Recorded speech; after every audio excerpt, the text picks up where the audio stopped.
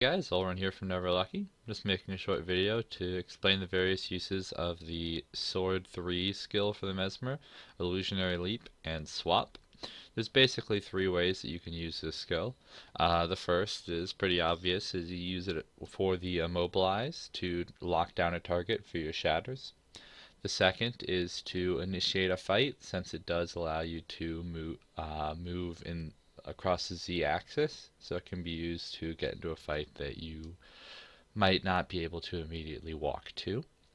And then the third is for juking, because when it summons the illusion on where your opponent is, and then they move, you can still port back to where they were.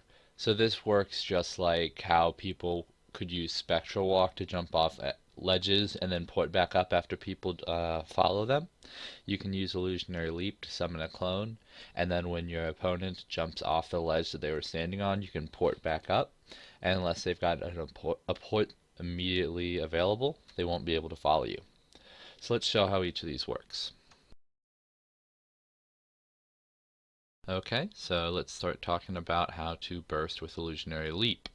So basically, what you're doing is you're mobbing your opponent so that you can hit them with your shatters.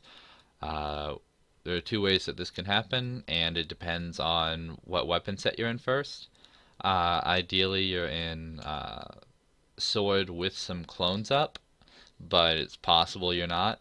Um, because basically, if you're in sword first, then you can land the sigil swap before bursting, so you get a little bit more damage in there. But if you don't have clones up, it's not going to be as effective either. So let's show the first way to do this is basically, if you had clones up, it would do more damage, so I'll just summon a Phantasm. And then I'm going to Illusionary Leap in, hit my Tides of Time, and then swap and shatter at the same time.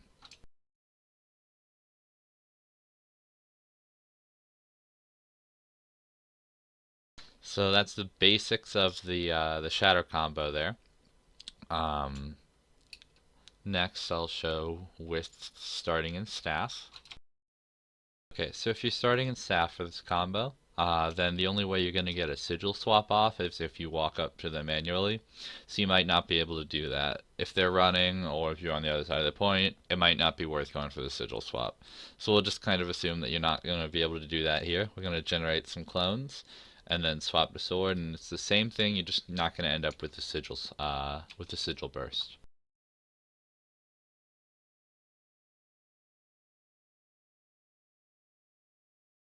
And then you finish up with the Blurred Frenzy. Okay, so now let's move on to using it for mobility. Okay, so Illusionary Leap will travel over the axis and does not require line of sight. So if you're coming into like a mid-fight on force or something and you see people fighting up here, you can just target somebody within range, use an Illusionary Leap, and get up there. You can also use that to initiate the same burst combo. Um, but even if they avoid that, it still got you into the fight faster and makes it less obvious that you're coming. This works on all sorts of port spots. So when you're getting ready to use that, just make sure you know where you can port and where you can't port.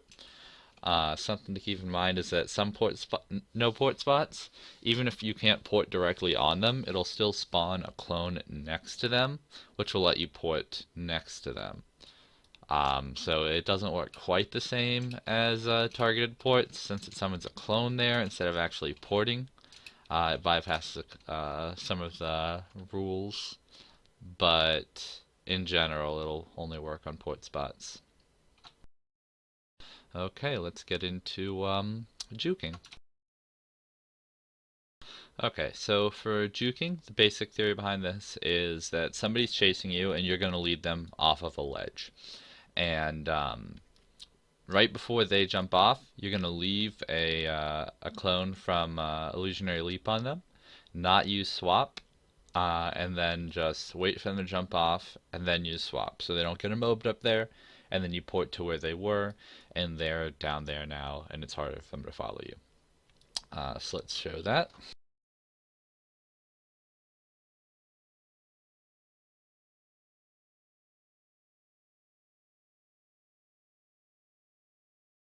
And so now they're stuck down there. They have to run around if they want to come get you. So that's a very useful technique. A lot of the times people will do something like that where they'll jump and stay, and that's how they lose people. But it's a lot harder to be convincing that way. Whereas with Illusionary Leap, you can cast it as you jump off, so you're already like committed to it. But then they don't notice that you're actually gonna just port back.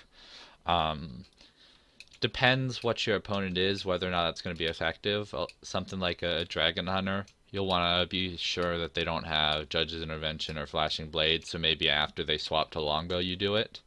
Um, but yeah, that's a very, very good way of surviving. Okay, so that's that. Just one more comment on Illusionary Leap.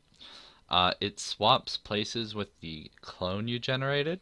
So if somebody kills that clone, you can't use the skill.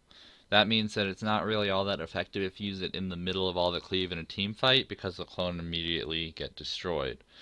Try to do it on the edge of a team fight where it won't immediately die, or just try to do it really quickly. Maybe it'll work out.